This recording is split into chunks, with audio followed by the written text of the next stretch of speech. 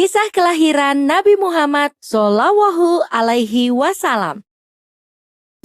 Mekah yang semula hanya ditinggali oleh Hajar dan Nabi Ismail, seiring dengan berjalannya waktu, berubah menjadi sebuah negeri yang besar. Berkat doa Nabi Ibrahim, negeri itu sungguh mendapatkan berkah dari Allah. Masyarakatnya hidup dalam kecukupan dan sejahtera. Beribu-ribu tahun kemudian, Mekah berubah menjadi negeri yang sangat kejam.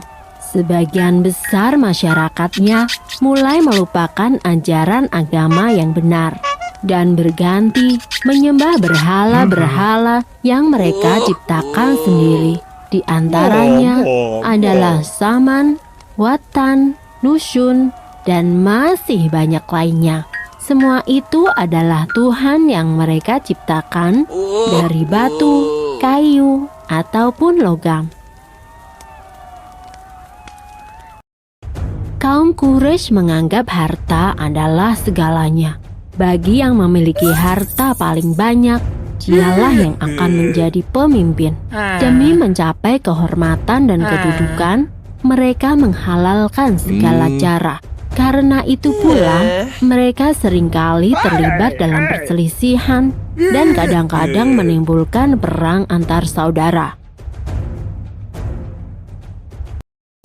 Bukan hanya Tuhan mereka saja yang berubah, sifat dan perilaku masyarakatnya pun juga berubah.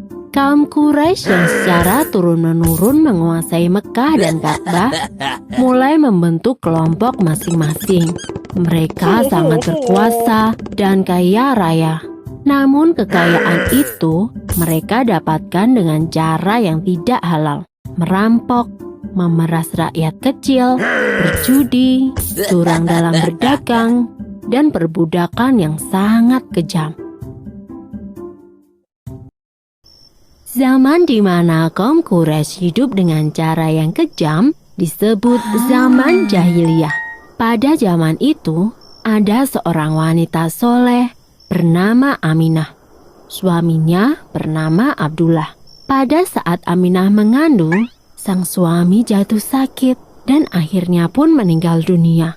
Aminah merasa sangat sedih karena harus hidup sendirian.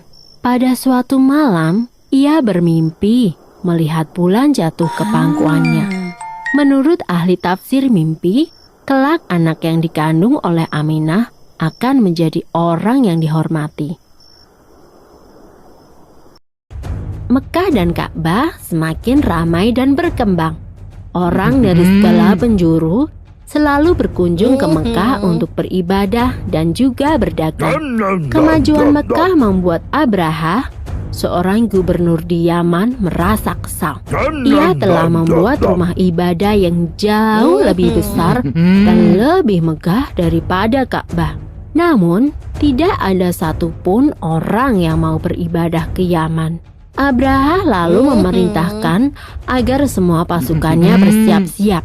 Mereka akan menyerang Mekah dan menghancurkan Ka'bah. Abraha dan pasukan bergajahnya menyerbu Mekah dengan penuh kesombongan. Ketika ia akan menghancurkan Ka'bah, tiba-tiba datang ribuan burung ababil. Burung-burung itu membawa batu-batu berapi dari neraka. Kemudian, batu-batu itu dilemparkan ke arah pasukan gajah Abraha. Dalam sekejap mata, pasukan Abraha berhasil dikalahkan dan Ka'bah pun dapat diselamatkan. Tahun itu kemudian disebut dengan Tahun Gajah.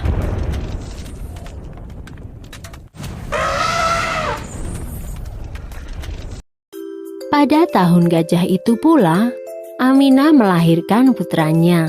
Ia memberikan nama Muhammad, sebuah nama yang tidak lazim untuk anak-anak kaum Quraisy. Ialah Nabi Muhammad, nabi terakhir yang diutus oleh Allah. Ia dilahirkan pada hari Senin, 12 Rabiul Awal, Tahun Gajah. Selesai. Sumber dalam Al-Quran terdapat dalam surat Al-Fil ayat 1-5 yang artinya, apakah kamu tidak memperhatikan bagaimana Tuhanmu telah bertindak terhadap tentara bergajah? Bukankah Dia telah menjadikan tipu daya mereka untuk menghancurkan Ka'bah itu sia-sia? Dan Dia mengirimkan kepada mereka burung yang berbondong-bondong, yang melempari mereka dengan batu berasal dari tanah yang terbakar. Lalu Dia menjadikan mereka seperti daun-daun yang dimakan ulat.